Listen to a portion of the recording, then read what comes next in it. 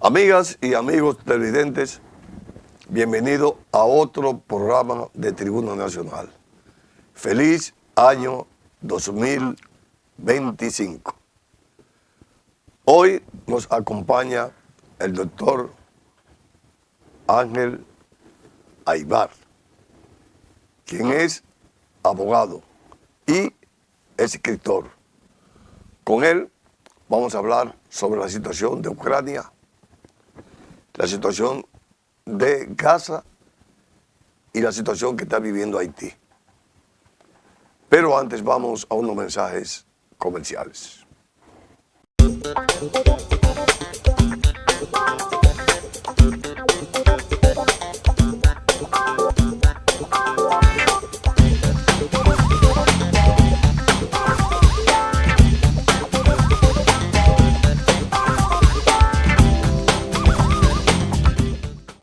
Doctor Ángel Veras Aybar, aquí estamos en Tribuna Nacional. Gracias, un placer encontrarme aquí en Tribuna Nacional nueva vez. Programa que ya creo que es mío. Este es el primer programa de este año 2025. Ok. El 2025 esperando que sea un tanto mejor que el 24. Vamos a ver. Se vio como muy tortuoso. En cuanto a la política internacional. La política internacional y nacional. Bueno, doctor Veras Aybar, usted que es un estudioso de la política internacional, ¿qué va a pasar con Trump, que ganó las elecciones a los Estados Unidos y mantiene en vilo a muchos pueblos? Tiene a Canadá, tiene a Panamá, tiene a México. Sí. Yo acabo de publicar en Facebook unas cuantas líneas sobre lo que es esa actitud de Donald Trump, que viene de ser presidente de los Estados Unidos, que como sabemos pretendió quedarse en el poder aún con los resultados electorales de los 534 distritos electorales.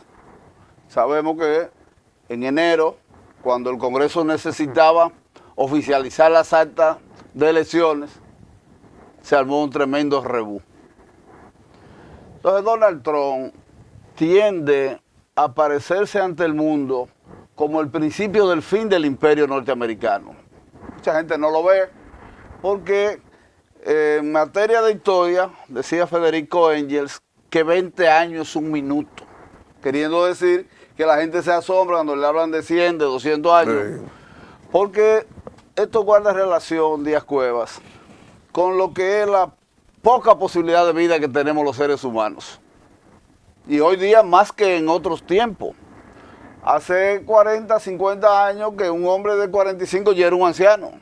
Y aquí cualquier muchacho anda con 80 años. Sí. 75, 76, un amigo mío.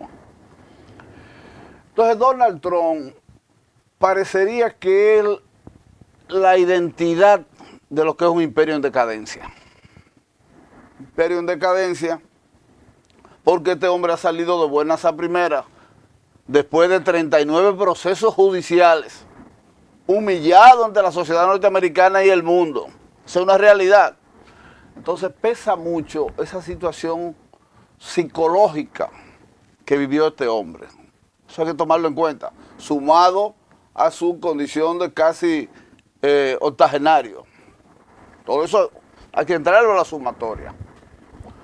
Entonces ha aparecido ahora diciendo que los panameños deben devolver el canal, que él lo va a recuperar porque le están cobrando unas tarifas muy altas a los estadounidenses. No sé si es que los panameños tienen una tarifa especial para cobrarle mucho a ellos y a los otros comerciantes o navieros dejarlo pasar casi de bola, como diríamos aquí.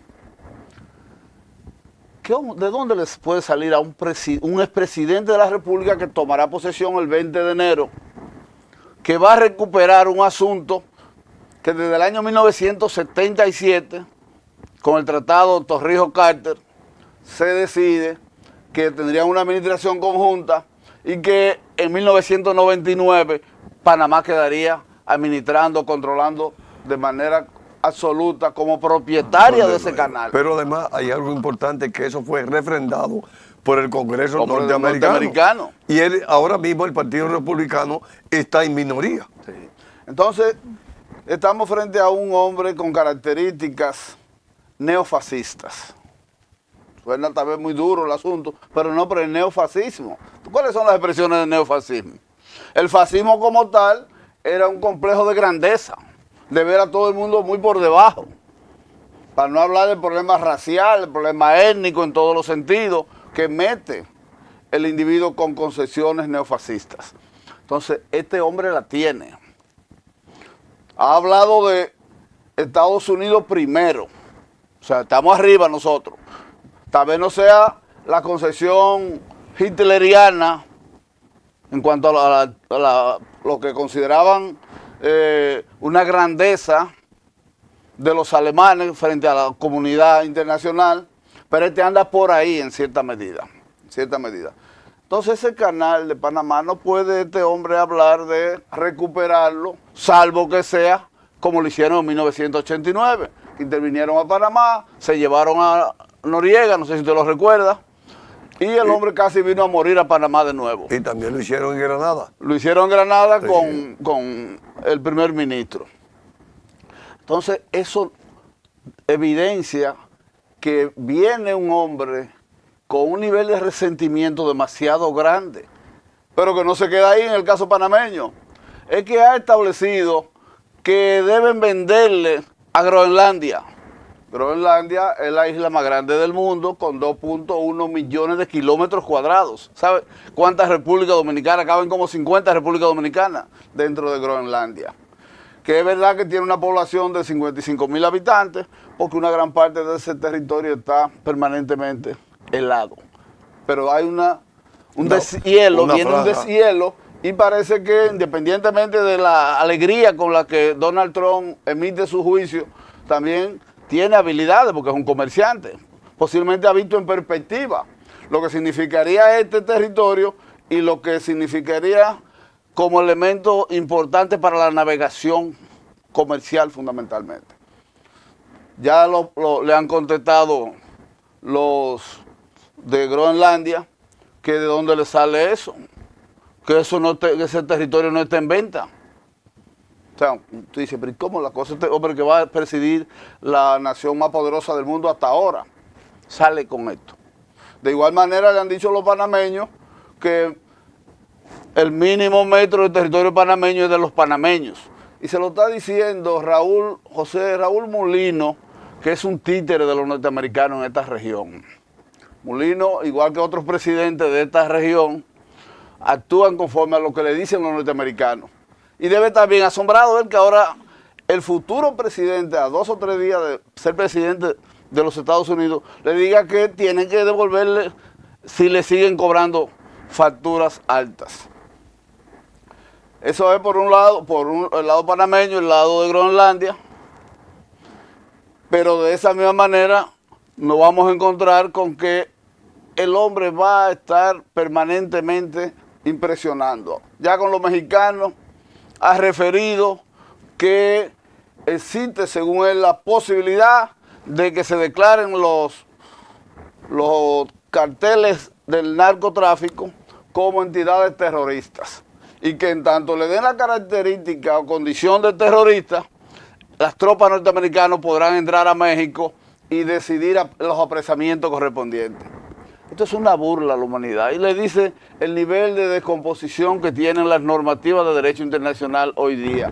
Pero también... Porque ¿de dónde sale, con perdón, de dónde le sale a un hombre que sabe que las leyes de Estados Unidos rigen en Estados Unidos? No hay lo que se llama la extraterritorialidad de la ley. O ellos la van a imponer, la han impuesto en muchos lugares. Los norteamericanos tienen ese complejo de gran hegemón. O sea, nosotros dirigimos el mundo. Eso en el fondo se está quedando, en cierta medida, en la mentalidad de los gobernantes norteamericanos, porque lo real es que no es verdad que ellos dirigen el mundo. Mucha gente se lo cree y no es verdad, porque no dirigen territorio grande como el chino, como el ruso.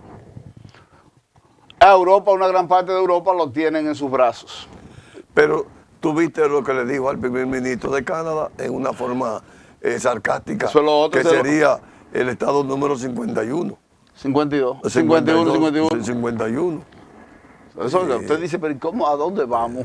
¿Qué le espera a la humanidad si este señor no logra conseguir consejeros que le digan, no, presidente, usted así no? Usted tiene que manejarse conforme a la Constitución norteamericana y a los tratados de los que somos signatarios. Usted no puede actuar antojadizamente. Usted no es un emperador, aunque usted se lo crea. Debe alguien decirle a este señor. Porque los canadienses, que tienen más territorio que ellos son una especie de siameses, de mellizos, porque vienen de la misma condición del antiguo imperio británico, de los anglosajones. Pero ¿de dónde te sale a ti que este Estado, que todavía no tiene esa fuerza tan dura en lo legal, porque hasta hace un tiempo parecían como una especie de dependencia de la gran comunidad británica, pero Canadá es una potencia en cierto sentido? ¿De dónde te puede ocurrir que tú te lo vas a anexar sin que en ese territorio obre un plebiscito o una consulta que diga, no, nosotros queremos ser norteamericanos, y ahí no habría problema? Pasaría a ser el 51. Pero se supone que tú tienes que haber consultado. En parte son cosas, Díaz Cueva, que ocurren para ir dando una pista de por dónde se conduce el mundo. Porque ese primer ministro de Canadá ha sido bastante alcahuete con los norteamericanos y bien le está pagando Donald Trump. Ya. Doctor Ángel Vera y amigos televidentes, vamos a unos mensajes comerciales para luego seguir con esta interesante entrevista con el doctor Ángel Veras.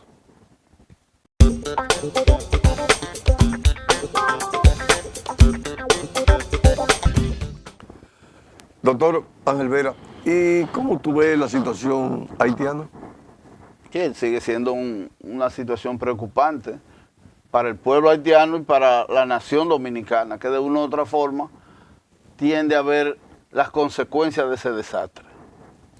El problema haitiano es originario, en cierto sentido. Yo tengo la creencia de que del momento mismo de la independencia en 1804, de los Toussaint Louverture y otros patriotas haitianos, el hecho de haber declarado una república solo de negro, de por sí era un problema de entrada.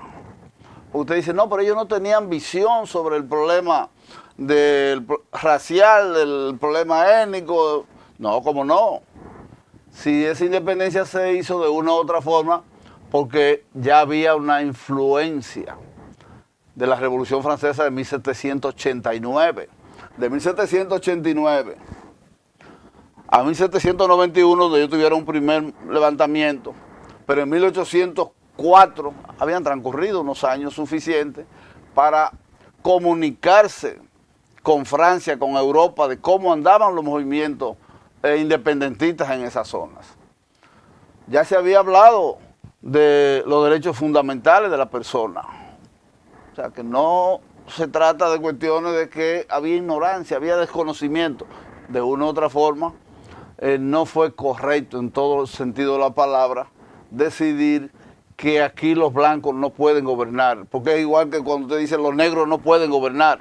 Usted está discriminando racialmente el asunto. Hay algunos colegas de izquierda que pueden entender que tal vez no estoy conforme a lo que son los principios del nacionalismo proletario y de otras cosas. Ahí hay una situación que, repito, tendrá de una u otra forma el pueblo haitiano que sacudirse, porque hay una masa que está sufriendo esta inseguridad ciudadana. El vandolismo, de que un individuo poder ir a una comunidad y acabar con 100 y pico de ancianos, o de gente de más de 60 años. Usted dice, ¿qué es esto? ¿Hasta dónde la barbarie se ha impuesto? Usted dice, pero la barbarie, entonces, ¿quién de una u otra forma ayuda a la barbarie haitiana? O los norteamericanos, y los franceses y los canadienses, que de una u otra forma crearon esa situación que hay ahí. Porque hay una oligarquía que vive de esa violencia, de esa inseguridad y pobreza. O sea, se aprovechan de eso y no le importa el problema de la colectividad. Entonces soy de lo que creo que de una u otra forma la sociedad haitiana tendrá que levantarse por lo que se llama el instinto de conservación del ser humano y hasta de los animales. Ahí tendrá que haber un sacudimiento necesario, porque hay quienes hablan de que intervención pudiera resolver el problema. Bueno, pero han intervenido. Desde el 94 se está dando intervención cuando tumbaron a Jean Bertrand Aristide. Pero que no hay una plataforma política ideológica para ese levantamiento y buscarle solución. Tienen partido, sí, en Haití hay diversas organizaciones. Pero no se ponen de acuerdo. No, parece que no. O sea, hay una no se ponen de acuerdo. Como natural. Porque nosotros aquí en la República Dominicana hay muchos partidos, pero no ponemos de acuerdo. Pero en Haití no se ponen de acuerdo para nada. Porque la misma clase social dominante ha logrado manejar esa situación. Dividirlo. Divide y vencerá, es un principio de política. Pero todos como pueblo haitiano sufren la consecuencia. Sí. Hay un problema también social. Hay un problema social. ¿Cuál es? Que bueno, la pobreza está reinando. El pobre como tal le es muy difícil poder levantarse, independizarse, liberarse. ¿Y por qué se da eso? Porque de una u otra forma hay un nivel de alienación. El individuo lo que está pensando es en sobrevivir. No tiene tiempo para pensar en liberarse de la opresión. De ahí que Lenin, en su libro ¿Qué hacer?, que para mí es uno de las basamentas fundamentales del leninismo, decía Lenin que a los sectores oprimidos, de por sí, tiene que llegarle desde fuera el sentimiento de liberación, el problema político ideológico. Entonces ponía el ejemplo de Marx y de Engels, decía de cómo estos señores contribuyeron enormemente a crear conciencia en el sector obrero, el sector oprimido. Pero el pobre, que es peor, porque usted puede decir que un obrero europeo era un tipo avanzado, posiblemente, hace 100 y pico de años. Pero que un pobre en Dominicana o en Haití puede hoy día todavía estar en un nivel de enajenación, lo que está pensando es en brujería, en la lotería, en quién le está haciendo daño. O sea, no tiene la posibilidad material de pensar en que debe sacudirse, debe liberarse del nivel de opresión. Entonces, de una u otra forma, los dominicanos tendremos que contribuir también con este asunto. Y se da una situación muy compleja, porque lo que nos hemos formado en el ambiente de izquierda, cuando vemos esta situación de rechazo al haitiano tan tremendo, producto de la expansión migratoria, es incómoda la situación. Porque a nosotros nos enseñan niveles de solidaridad, de confraternidad. Entonces, hasta donde usted dice, tiene que casi coincidir con el desorden migratorio que se está produciendo, o que se ha producido desde hace varios años. Porque el problema no es de los gobiernos PRMistas solamente, esto viene de los gobiernos de Balaguer mismo, del 90 en adelante, y se incrementa en los gobiernos del PLD, de Leonel fundamentalmente. Esa es la realidad de este país. O sea que todos estos gobiernos que hemos tenido son corresponsables del desorden migratorio, sumado a lo que significa la presión internacional. Este es un país que en ocasiones tiene carácter de neocolonia. Y a mí no me importa establecerlo como es.